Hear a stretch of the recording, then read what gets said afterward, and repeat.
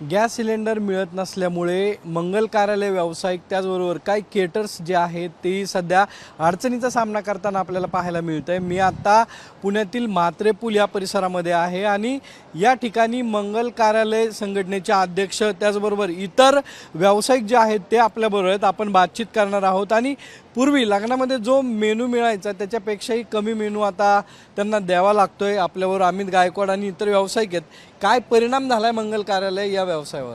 मी खरं सांगायचं तर आपला भारत देश या युद्धामध्ये सहभागी नाही, परंतु 20-25% अख्ख्या जगाचा जिथनं पुरवठा होतो त्याचा तिथं प्रॉब्लेम झाल्यामुळे आज भारत देशाला या आखाती युद्धाचा प्रॉब्लेम झालेला आहे। आमच्या या भागामध्ये आताचा हा मार्चमध्ये या युद्धाचा भडका उडला आहे, पण ही बुकिंग मार्चमध्ये होत नाहीत। ही बुकिंग 4-4, 5-5, 6-6 महिने आधी होतात आणि विवाह सोहळे हे एकदाच होतात, हे काय वारंवार होत नाहीत। रिसेप्शन असतील, विवाह सोहळ्याच्या तारखा असतील, हे लोकांना जास्तीत जास्त लोकांना सहभागी करून आनंद उत्सव असतो हा। परंतु दुर्दैवाने आता जे गॅसचं आणि LPGचं जे शॉर्टेज झालेलं आहे त्यामुळे आम्हाला इथे जे प्रकारचे जे मेनूंची जी रेलचल असायची 100 मेनू असायचे त्या ठिकाणी कुठेतरी आम्हाला कट शॉर्ट करायला लागलेले आहेत। त्याचबरोबरीने जे डीप फ्राईडचे मेनू असतात ते आम्हाला कमी करायला लागले, डोस्यासारखे आयटम कमी करायला लागलेत। पण एक सुदैव आमचं असं आहे की अजून तरी ह्या भागामध्ये बुकिंग कॅन्सल झाली नाहीत, पण भविष्यात जी बुकिंग होती आहेत त्याच्यामध्ये लोकांच्या मनात थोडी धास्ती आहे की आत्ता जर आपण बुकिंग केलं आणि जर हे युद्ध ताणलं गेलं तर ह्या सगळ्या गोष्टीचा पुरवठा नीट झाला नाही तर आपल्या कार्यक्रमांमध्ये थोडी त्याची सावट पडेल। तर आमची तुमच्या माध्यमातून भारत सरकारला विनंती आहे की आता बऱ्यापैकी हा पुरवठा त्यांनी सुरळीत करावा आणि या दोन्हीचा सुवर्णमध्य साधावा। नाही, पूर्वी किती लोक लग्नाच्या दिवशी मेनू राहायचे, आता किती आहेत? आणि पदार्थांची संख्या ही बऱ्यापैकी 60 ते 65 पदार्थांची असायची, ती आत्ताच्या घडीला ती बऱ्यापैकी 15 ते 20 पर्यंत आणावी लागलेली आहे। आणि महाराष्ट्रीयन गोष्टी किंवा पंजाबी ज्या शक्य होतील, ज्या तिथे गॅसवर आतमध्ये करणं शक्य आहे, चुलीवरती करणं शक्य आहे, ते पदार्थ आपण केले जात आहेत। जे चूल पण पेटली आहे।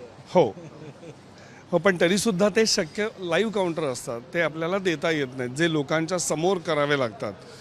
चायनीज असेल किंवा साऊथ इंडियन असेल किंवा इटालियन असेल, ह्या गोष्टी देता येणं शक्य नाही आहे आता। म्हणूनच ही पर्यायी व्यवस्था म्हणून आम्ही प्रयत्न करतो आहे।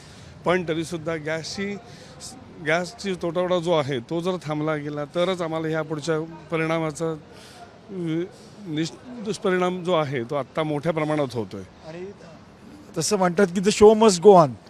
आम्ही काही ना काहीतरी जुगाड म्हणतो आपण भारतीय करून हे आम्ही चालू ठेवलेलं आहे। आज ही व्यवस्था म्हणजे इथं 200-300 स्टाफ इथं कामाला असतो। आज त्यांच्यावर डिपेंड असलेले 1000 लोक एका कार्यालयामागं आम्ही त्यांचं पालनपोषण करत असतो। तर ही सगळी व्यवस्था याच्यामुळं कुठेतरी अडचणीत आलेली आहे, या सगळ्या गोष्टींमुळं सगळी अडचणीत आली आहे। आपण जर पाहिलं तर आता लाकूडही मोठ्या प्रमाणावर खरेदी केले, पण त्याचा किती दिवस त्याचा पुरवठा होणार हे आता जोपर्यंत आम्हाला शक्य आहे तोपर्यंत आम्ही हे पुढं घडवत चाललेलो आहोत। आता आम्ही इथं चुली निर्माण केल्यात, चुलींची संख्या वाढवतोय, पण जसं मगाशी सांगितलं यांनी की ह्या जे लाईव्ह काउंटर आहेत तिथं आम्ही हे करू शकत नाही ना या गोष्टी। लाकूड पण भाव पण वाढत चाललेत लाकडाचे आणि अनेक ठिकाणाहून मागणी पण होती। बरोबर, आत्ताचा जो पॅच बघितला सगळा थोडंसं वेगळंच झालेलं आहे, नेहमीसारखं काही राहिलेलं नाही आहे। अडचणी लाख उभ्या राहिलेल्या आहेत, पण त्यातूनही मार्ग काढायचा आहे। असलेल्या ज्या पार्ट्या आहेत त्यांचा जो सुखाचा क्षण आहे, आनंदाचा क्षण आहे, तो सगळ्यांना बरोबर घेऊन पार पाडायचा। यातून आता देवधर सर आणि अमित सरांनी सांगितलंच त्याप्रमाणे काहीतरी मार्ग काढतो आहे, लोकांना आनंदी ठेवण्याचा प्रयत्न करतो आहे। होईल तेवढं करायचं आहे, त्यातही पर्याय शोधलेले आहेत, लाकडाचे, कोळशाचे चाललं आहे आणि सगळा स्टाफ पण सांभाळायचा, ही सगळ्यात महत्त्वाची जबाबदारी आहे।